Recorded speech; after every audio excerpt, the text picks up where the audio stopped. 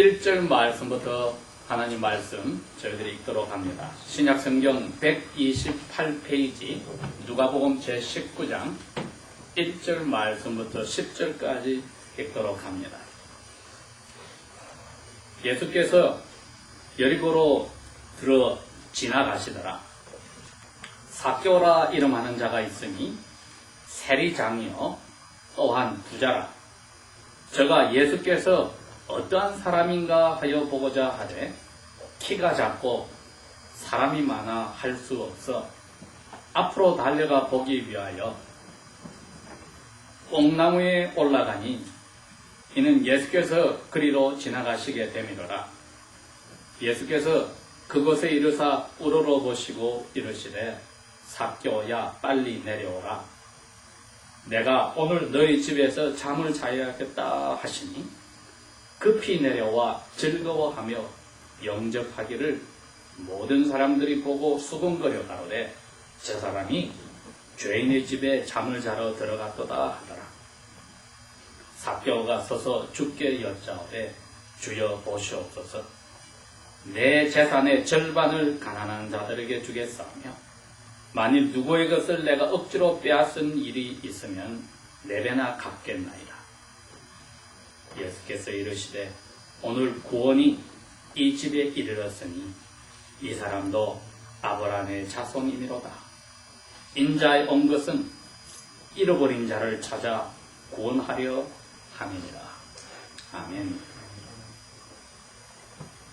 저희들이 오늘 이 말씀을 지난주일에 이어서 생각을 해봅니다. 지난주일에는 문 안에서 사람들에게 도움을 받고 사는 눈이 먼 거지가 사람들에게 오히려 손가락질을 받는 자리에서 예수님을 찬양할 수 있는 자리로 예수님의 초대를 받은 손님으로 자리가 올라가는 성격되는 것을 보고 예수님께서 참으로 그 자신에게 모든 것을 던질 수 있는 사람을 사랑하는 그러한 은혜를 그 눈먼 거지에게 주신 것을 저희들이 보았습니다. 오늘 이 19장의 똑같은 성 거기서 일어난 일의 두 번째 이야기가 삭개오라 하는 사람의 이야기인데 이분에게 예수님은 어떤 분이었는지를 보고 우리도 바로 예수님이 그렇게 우리들에게 다가오는 것을 생각하면서 힘을 얻어야 됩니다. 여기 내용을 여러분 머릿속에 한번 무슨 영화나 연극을 보시 그림을 펼쳐볼 수가 있는데 먼저 유대인들의 그 당시 습관에 대해서 몇 가지를 알아봤는데 여리고성은 예루살렘에서 조금 떨어져 있는 골짜기에 있는 도시지만은 엄청나게 상업이 발전되어 있는 곳이기 때문에 많은 돈들이 모이고 또 세금을 많이 거두는 곳이라 이곳에서 세무서를 하고 세무서의 제일 높은 세리장이라고 할 때는 엄청난 것을 관리하는 사람입니다. 그런데 그 당시에 이스라엘 나라가 로마 제국의 속국이었다. 식민지란 말이죠. 환란이기 때문에 로마가 직접 자기대로 와서 그 나라의 사람들을 세금을 걷어가는 어리석은 짓을 하지 않습니다. 일본이 한국을 36년 동안 점령할 때에도 가장 일본이 못되게 한 정책 중에 하나가 한국 사람들을 뽑아서 한국 사람들을 괴롭히는 순사들을 가장 발달한 오피서 경찰들을 만들었습니다. 로마 시대에도 그렇게 합니다. 유대인 가운데 로마 제국에 돈을 많이 갖다 바쳐서 그 자리를 사는 사람이었습니다. 이게 매간매직이죠. 그래서 세리장을 하는 사람은 가장 돈을 많이 갖다 바쳐서 로마 제국에서 임명장을 받아서 계약을 합니다. 1년에 얼마씩 나라에 바쳐라. 그러면은 그 도시의 모든 세금은 이 사람이 정해버려서 거두어서 자기가 정한 값만큼 로마 제국에 주는 거죠. 그야말로 유대민족에게는 배신자죠. 그러한 사람이 세리들입니다. 그 세리들의 대표니 얼마나 이 사람이 유대민족들에게 미움을 당한 사람일까. 어울릴 수가 없는 사람입니다. 그리고 유대민족의 종교법이 그렇게 되어 있습니다. 이 세리들은 절대로 하나님 앞에 용서를 받을 수가 없다. 이게 사람이 만든 법입니다. 자기들의 미움 때문에 하나님은 원수를 사랑하라고 하는데 유대인들은 자기들의 교회에서 만든 법이 몇 가지 사람들은 죄를 용서받을 수 없다. 살인자들은 죄를 용서 못 한다. 왜? 용서받으려면 한 나쁜 짓을 다 갚아야 되만 용서받는데 사람을 죽였는데 어떻게 갚을 수가 있습니까? 죽은 사람 살릴 수 없습니다. 그러니 장녀들도 용서를 받을 수가 없고 세리들도 적인 로마를 위해서 일하고 그 많은 돈을 뜯어서 보냈으니 그걸 다시 다 돌려줄 수가 없으니 용서받을 수 없는 죄인들입니다. 이게 바로 세리들입니다. 이렇게 생각하면은 이 사람들은 살아도 사는 게 아니니까 같은 도시에 살아도 모든 유대인들 회당에서 어울리지도 못하고 제사하러 가는데도 어울리지도 못하고 남은 것은 자기들끼리 똘똘 뭉치고 돈으로서 먹고 자고 즐겁게 사는 것 외에는 없습니다.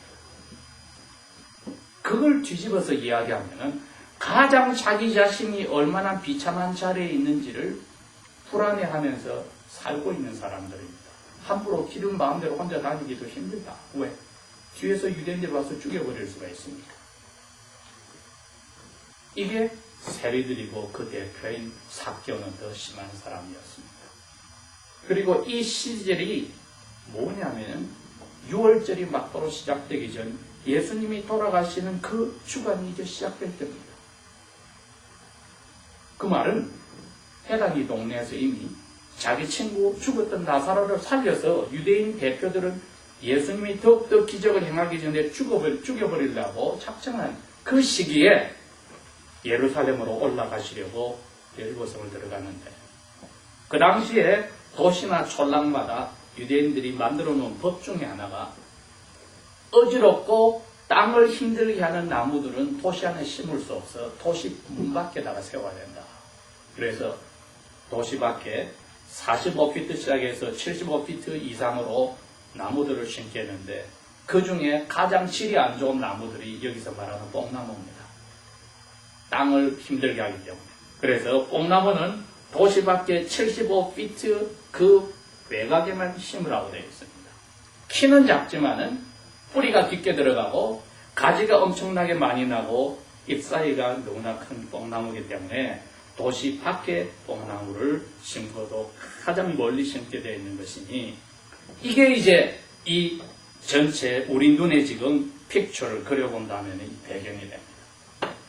마지막 하나 남은 것은 유대인들의 1년의 제일 큰 명절이 바로 이 패스오버 6월절인데 자기 몸을 죽은 사람을 만지거나 문둥병자를 만지거나 이처럼 죄인하고 지다가거나 하면은 씻어버려서 일주일 동안 목욕 제결을 하고 자기를 깨끗하게 해야만 6월절에 참여하는데 그때는 6월절에 참여하는 축제기간이 끝나버립니다. 그러니 어떻게 하든지 자기가 이 축제를 즐기기 위해서는 이런 죄인들을 당연히 피하는 것이 자연스러운 때인데 예수님은 이 도시에 들어가서 벌써 거지 눈먼 사람을 살리고는 이제 그 도시에 있는 사람들이 죽은 사람을 살린 예수님을 우리 도시가 환영해서 파티를 하겠다고 예수님을 모시는데 예수님이 거절하고 1절이 바로 그겁니다.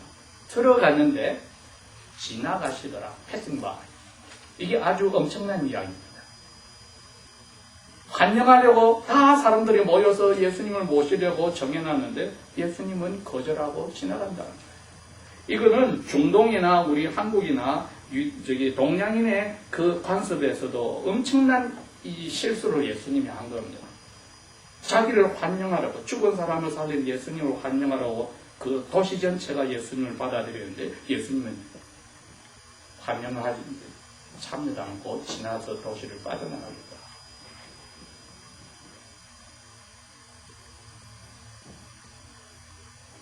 2절에 삭개오라 이름하는 사람이 세리장로 부자다. 이제 이 사람이 얼마나 유대인들에게 미움을 당할 줄 알 겁니다. 친구도 자기들끼리밖에 없습니다. 절대로 용서받을 수 없는 죄인이니 살아도 이게 산 게 아니지 않습니까? 이 가족들도 마찬가지죠. 오늘날에도 어떤 사람들은 자기가 그렇게 생각합니다. 내가 하나님을 믿어서 지금까지 나의 죄를 용서받을 수 있을까? 은혜를 받았다고 하는데 내가 지금 이런 삶을 사는데 하나님 과연 나를 용서해 줄까? 그 고민하는 마음은 하나님이 어여쁘게 보시는 마음입니다. 왜? 적어도 자기 죄는 스스로 해결할 수 없다는 것을 알기 때문에. 그래서 은혜는 더 크게 보이는 겁니다. 은혜란 무조건 용서한다는 겁니다. 무조건 용서한다는 겁니다. 더군다나 하나님은 한 번 용서한 죄를 두 번 다시 묻지 않으시니 삭개오 입장에서는 죽은 사람을 살려주는 예수, 그리고 눈먼 거지를 눈뜨게 한 예수에 대해서 알고는 싶은데 한국의 옛날 양반들과 같은 입장이 유대인들에게도 있으니 어른들은 존경받고 싶으면 길에서 절대로 서두르고 땀 흘리고 뛰어가는 사람이 없다. 노예들을 시켰으면 시켰지 자기가 뛰어갈 수도 없고, 노예들을 시켰으면 시켰지 나무에 올라가는 일은 절대로 불가능한 이야기입니다. 자, 그렇게 생각했을 때 이분이 예수님이 지금 성을 빠져나간다는 소식을 들었을 때에 사람들 틈으로 들어가서 한번 예수를 보려고 하는데 키가 작고, 두 번째는 그 사람들이 자기를 받아주지 않고 그 사이로 들어갔다가 누가 뒤에서 자기를 찔러 죽일 수도 있으니 감히 그 생각은 못하고 동네 밖으로 쫓아나간 겁니다. 뛰어나갔습니다. 그래도 체면을 생각하니 사람들이 자기들을 안 보기를 원해서 자기는 뽕나무 위로 올라갔다. 이것은 그 당시에 가장 자기 자신을 스스로가 사람 아닌 것처럼 한 행동이었다는 거지요. 아니냐 다를까 사람들의 실망을 넘어갈 정도로 예수님은 동네 밖을 빠져나가서 75피트 이상에 있는 뽕나무까지 갔다. 거기 가서 예수님이 서셨어요. 5절입니다. 우러러 보셨다. 이르시되 삭개오야 빨리 내려와라. 내가 오늘 너희 집에서 잠자겠다. 이거 무슨 이야기입니까? 따라와서 이제 예수님하고 빠이빠이 하려고 있는 사람, 실망한 동네 사람들이 이 말을 듣고 속이 부글부글 끓었어요. 우리가 저 죄인보다 못한 사람들인가? 선생님을 모시려고 우리가 초대를 했는데 거절하고 우리 동네를 지나가더니 이 죄인인 삭개오에게 와서 삭개오 집에 가서 잠을 자겠다고? 그러면 저 선생님은 이제 6월절 축제 참여도 못해. 죄인 집에서 잠을 자. 그러면 저분도 죄가 묻어서 전염이 됐으니 이제는 저분도 올해 6월절 끝난 거야. 우리가 삭개오보다 못하단 말입니다. 그랬더니 사람들이 난리가 났습니다. 여러분 보십시오. 7절입니다. 모든 사람이, 이게 의미가 정확합니다. 그 동네 모든 사람이 보고 수군거려 가로되 저 사람이 용서받지 못한 죄인의 집에 잠자러 들어간다. 가서 저녁도 먹고 잠도 자고 이건 있을 수 없는 일이에요.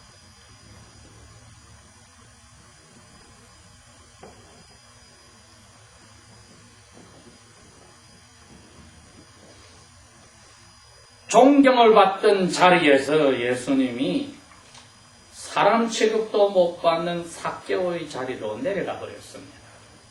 그러나 예수님은 그 사랑을 삭개오에게 줘버림으로써 삭개오의 친구가 되고 자기에게 존경하던 모든 사람을 자기를 미워하고 괄시하는 사람으로 바꾸는 값을 치루었습니다.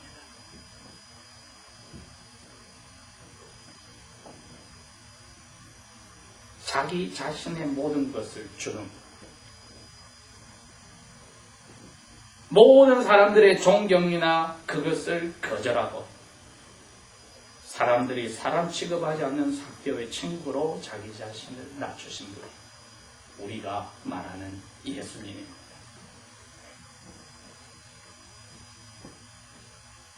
그 집에 들어갔습니다. 들어가니 삭개오의 직장에서 일하는 같은 죄인들의 세리들은 초대가 되었지만 그 누구도 자기가 하나님을 제대로 믿는다는 사람은 아무도 그 집에 가까이 가지도 않습니다. 왜?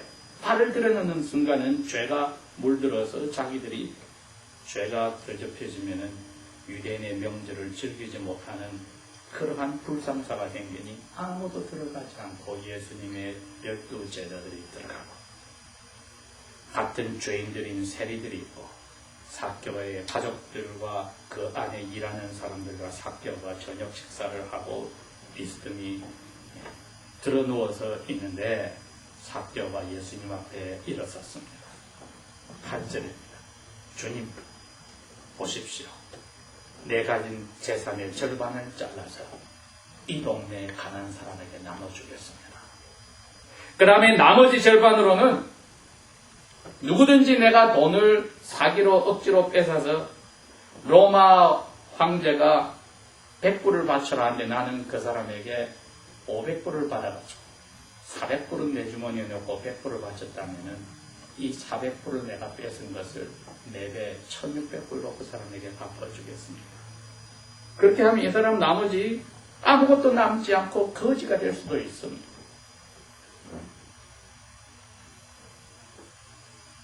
유대인들 법에 이 죄인은 절대로 용서받을 수 없다고 했는데 이 삭개오는 예수님 앞에서 예수님의 자기를 던지는 사랑,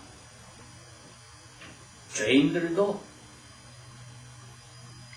예수님께서 친구가 되어서 사람들은 손가락질하고 돌아섰으나 예수님은 모든 사람들의 손가락질을 자기 몸으로 맞고 그 자리에 같이 내려가서 마치 일주일 후에 돌아가실 십자가에서 벌거벗고 죽으시는 그 모습을 오늘 보여준 거지요. 예수님의 사랑에 붙잡힌 삭개오의 그 변화된 생각과 삶을 예수님은 이렇게 표현합니다. 9절에 오늘 이 집에 구원이 들어간다. 죄 용서함이 왔다. 그 다음 말은 더 무서운 이야기입니다. 이 사람도 아브라함의 후손이다. 아브라함이 무엇입니까? 삭개오와 예수님을 지금 불평하는 모든 사람들이 가장 존경하는 분이 아브라함인데, 아브라함이 하나님이 너 고향 떠나서 새로운 삶을 살아라 했을 때 자기의 나머지 인생을 그 말씀에 순종하여 사는데, 하나님이 가라는 곳 하라고 한 일만 하다가 일생을 마쳐서 편안하게 장사하고 잘 먹고 잘 살던 것을 끝내버리고 하늘 가는 길을 택한 사람이 아브라함입니다. 하나님의 말씀에 따라서 새로운 인생길을 산 사람이 아브라함인데 삭개오에게 예수님이 그 이야기를 하는 겁니다. 삭개오도 이제 그 하늘 가는 여행길에 첫 발을 디뎠느니라. 이제 모든 일이 옛날과 180도로 바뀌어서 살아야 되는 보라, 그리스도 안에서 모든 것이 새 것이 되었노라. 옛사람이 벗어지고 새 생각이 들어오니 새 생활이 이루어지고 이제 사람들에게 모든 것을 네 배로 갚아야 되고 가난한 사람에게 나누어줘야 되고, 이 삶은 절대로 쉬운 삶이 아닙니다. 이것을 자기 이 세상 끝날까지 가겠다고 했으니 그 아브라함의 길을 따라간 것은 십자가를 지러 예루살렘으로 가는 예수님의 뒤를 따라가는 길이니 친구가 될 수밖에 없이 예수님이 이 사람을 만들었습니다. 우리 마음속에 하나님이 보실 때 너는 잃어버린 자였어. 구제불능이었어. 그런데 예수 안에서 너를 무조건 사랑한다고 했어. 하는 이 말이 아름다운 말로 들어온다면 우리는 삭개오처럼 예수님이 친구로 되어준 사람이 되었습니다. 뒤를 돌이켜 봤을 때 부끄러운 일이 많아서 입을 벌려서 할 말이 없는 우리들에게 예수님은 오늘날 너에게 구원이 왔다. 무조건 죄 용서함이 왔다고 이야기를 해주시고 우리 대신에 이미 십자가에서 벌거벗고 우리 벌을 받으셨으니 이 예수님은 잃어버린 우리들을 찾아서 자기 몸을 사랑을 내놓고 영혼을 내놓고 죄 용서를 해준 분입니다. 자기 자신을 던져서 우리를 사랑한 분이니 우리가 이분을 주님이라고 부르는 것은 당연한 일이지요. 이 길이 우리가 즐겁게 따라가야 될 길입니다. 예수 믿는 게 어렵다는 게 여기 있습니다. 짐과 상급과 180도로 다르게 세례받을 때 입에서 한 결정, 은혜 받은 데에 대한 반응으로 한 결정 지켜나가는 거예요. 아브라함의 길이 힘들었고 삭개의 길이 힘들 것이요. 우리의 길들도 힘들었지만 앞으로도 그 일이 있으나 은혜 가운데서 가는 길입니다. 기도하겠습니다.